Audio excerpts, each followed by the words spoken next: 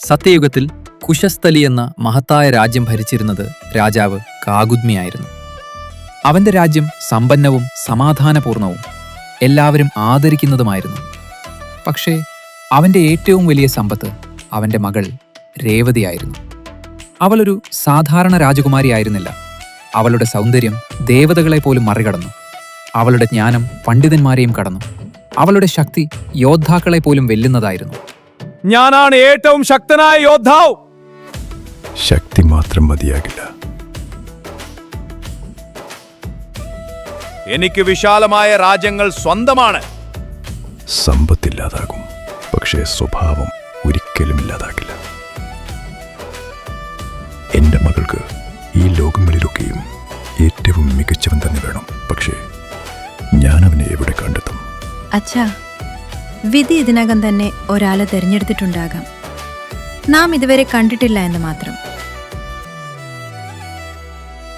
നിരാശനായി ഉറച്ച തീരുമാനത്തോടെ കാകുദ്മി ഒരു അതിശയകരമായ തീരുമാനമെടുത്തു. അവൻ ഭൂമിക്കപ്പുറം, സ്വർഗത്തേക്കപ്പുറം, സൃഷ്ടാവായ ബ്രഹ്മാവിന്റെ ലോകത്തിലേക്ക് പോകാൻ തീരുമാനിച്ചു.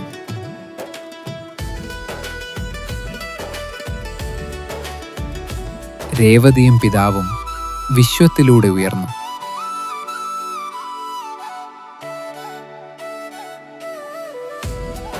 അച്ഛാ, നാം ലോകത്തിന്റെ അറ്റത്തെത്തിയോ?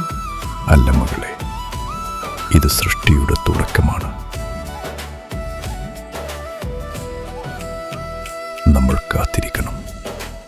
ഇത് വെറും കുറച്ച് നിമിഷങ്ങൾ മാത്രമാണെന്ന് തോന്നുന്നു.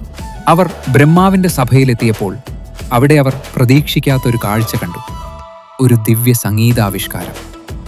സമയം നിശ്ചലമായതുപോലെ തോന്നി. പക്ഷേ ആ നിമിഷങ്ങൾ എല്ലാം മാറ്റിമറിക്കാൻ പോകുകയായിരുന്നു. ബ്രഹ്മദേവ, എന്റെ മകൾക്ക് യോഗ്യനായ ഒരു വരനെ കണ്ടെത്താൻ ദയവായി എന്നെ സഹായിക്കണമേ. കാകുദ്മി, നീ പരിഗണിച്ചിരുന്ന രാജകുമാരന്മാർ ഇനിയില്ല. അതിന്റെ അർത്ഥം എന്താണ് ദേവ? നീ ഇവിടെ കാത്തുനിന്നിരുന്ന സമയത്ത് ഭൂമിയിൽ പല യുഗങ്ങൾ കഴിഞ്ഞുപോയി. ആയിരക്കണക്കിന്, ലക്ഷക്കണക്കിന് വർഷങ്ങൾ കഴിഞ്ഞുപോയിരുന്നു. അച്ഛാ, ഇത് നമ്മുടെ ലോകമല്ല. നാം സമയത്തിനുള്ളിൽ തന്നെ അന്യരായി മാറി. ഹൃദയം വിറച്ചുകൊണ്ട് അവർ ഭൂമിയിലേക്ക് മടങ്ങി. പക്ഷെ അവർ കണ്ടത് അവരെ ഞെട്ടിച്ചു.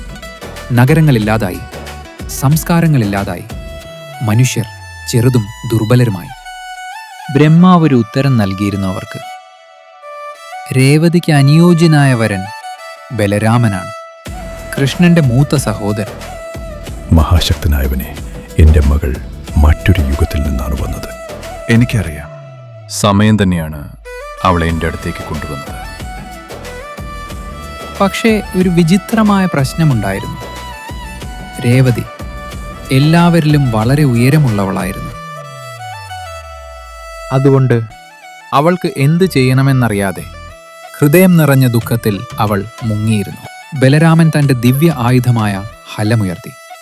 ഒരു ദിവ്യസ്പർശത്തോടെ അവൻ അവളുടെ രൂപം ഈ ലോകത്തിന് ചേർന്നതാക്കി. ഭയപ്പെടേണ്ട, ഇതാണിനി നിന്റെ സ്ഥലം. അങ്ങനെ സമയം കടന്നു വന്ന രാജകുമാരി അവളെ കാത്തിരുന്ന ദൈവത്തെ വിവാഹം ചെയ്തു. ഇത് എന്റെ വിധിയെന്ന് മുൻപേ എഴുതപ്പെട്ടതാണോ? അതെ, കാലത്തിന് പോലും അതിനെ മാറ്റാൻ ശക്തിയില്ല. ഈ കഥ നമ്മെ പഠിപ്പിക്കുന്നത് സമയം നമ്മൾ കരുതുന്നത് പോലെയല്ല. വിധിയെ ഒഴിവാക്കാൻ കഴിയില്ല. വിശ്വം നമ്മൾക്ക് മനസ്സിലാക്കാൻ കഴിയാത്ത വഴികളിലൂടെയാണ് സഞ്ചരിക്കുന്നത്. ഈ കഥ നിങ്ങൾക്ക് ഇഷ്ടമായെങ്കിൽ ലൈക്ക്, ഷെയർ, സബ്സ്ക്രൈബ് ചെയ്യാൻ മറക്കരുത്. നമ്മുടെ ചാനലായ രഹസ്യപുരാണത്തിൽ ഇനിയും അനവധി രഹസ്യകഥകൾ വരുന്നു.